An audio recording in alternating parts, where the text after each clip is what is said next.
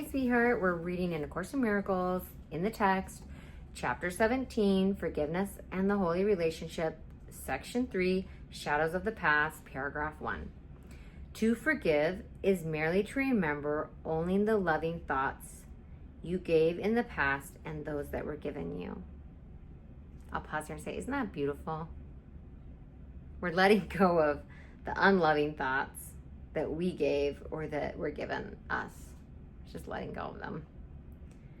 To forgive is merely to remember only the loving thoughts you gave in the past and those that were given you. All the rest must be forgotten.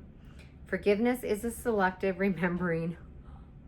I'm going to read that again. That's really powerful. Forgiveness is a selective remembering. Wow. I'll pause and say, the ego really resists that because the ego wants to do the opposite. It wants to remember all the grievances and forget all the beauty. Forgiveness is a selective remembering based not on your selection.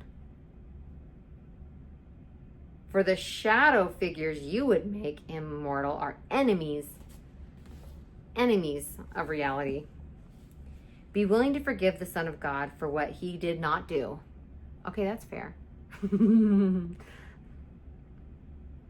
That's fair. The shadow figures are the witnesses you bring with you to demonstrate he did what he did not. Because you bring them, you will hear them. And you who keep them by your own selection do not understand how they came into your mind and what their purpose is. They represent the evil that you think was done to you. You bring them with you only that you may return evil for evil, hoping that their witness will enable you to think guiltily of another and not harm yourself. I'll pause here and say, but we know that's just impossible. We know it's impossible to harm others without harming ourselves because there is only one sonship.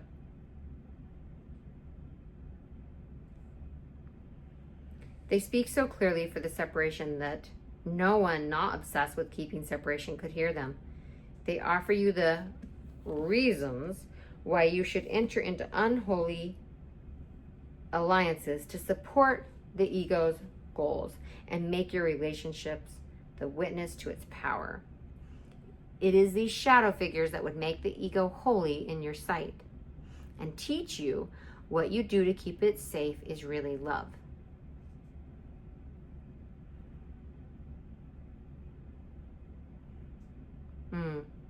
I'll pause and say, and that's a lie.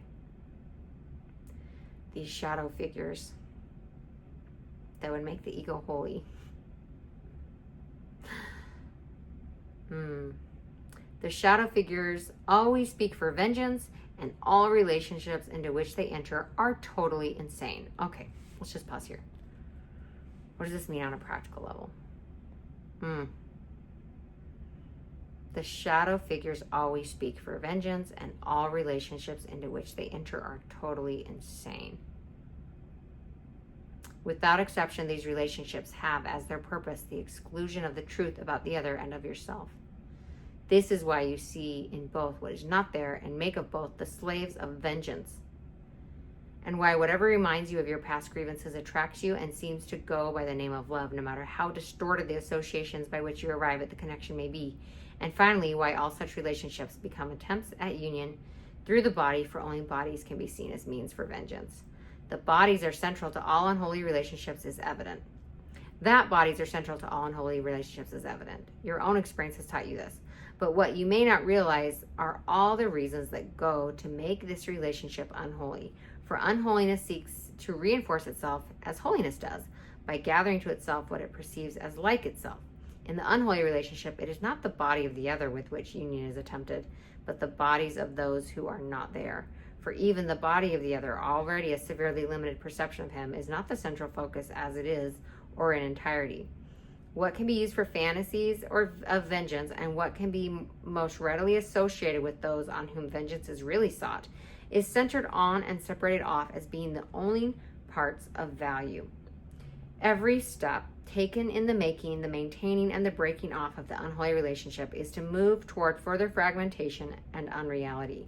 The shadow figures enter more and more, and the one in whom they seem to be decreases in importance.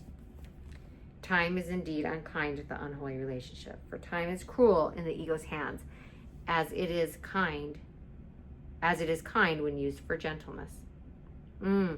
Time is cruel in the ego's hands, as it is kind when used for gentleness. Interesting. So time here is neutral. In the ego's hands, it's cruel. In the hands of gentleness, it's kind. The attraction of the unholy relationship begins to fade and to be questioned almost at once. Once it is formed, doubt must enter in because its purpose is impossible. The ideal of the unholy relationship thus becomes one in which the reality of the other does not enter at all to spoil the dream. Okay, I'm going to pause here. That's a really interesting concept here. The ideal of the unholy relationship thus becomes one in which the reality of the other does not enter at all to spoil the dream. In other words, we don't even want to see the other person's perspective. We don't want to have compassion for them. We don't want to see their side of it because that might spoil our dream of vengeance, of being better than, of being right. I know we've all experienced that, where we're so angry and we're so justified and that horrible person and they should pay for what they've done. And then when we end up understanding the whole picture and their side of it, we're like, oh, wait. Actually, maybe I was the one that didn't understand. Maybe I was the one that messed up.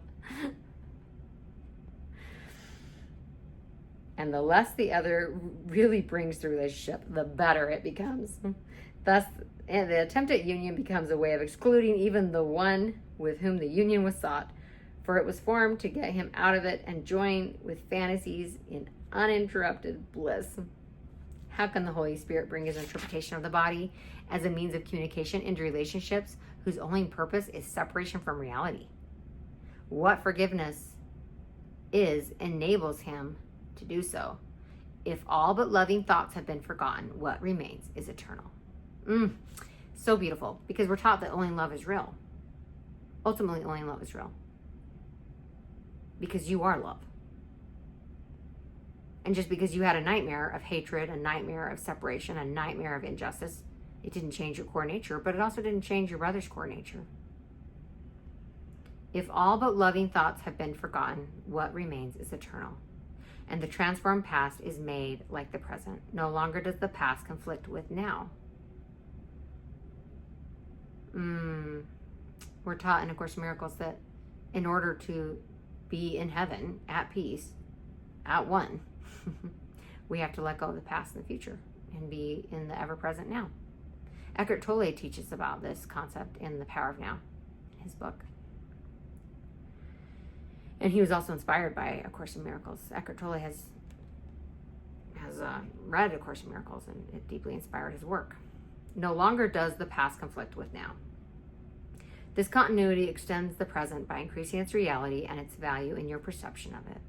In these loving thoughts is the spark of beauty hidden in the ugliness of the unholy relationship where hatred is remembered, yet there to come alive as the relationship is given to him who gives it life and beauty. I'll pause here and say, so really all we need to do is hand it over to him who gives it life and beauty.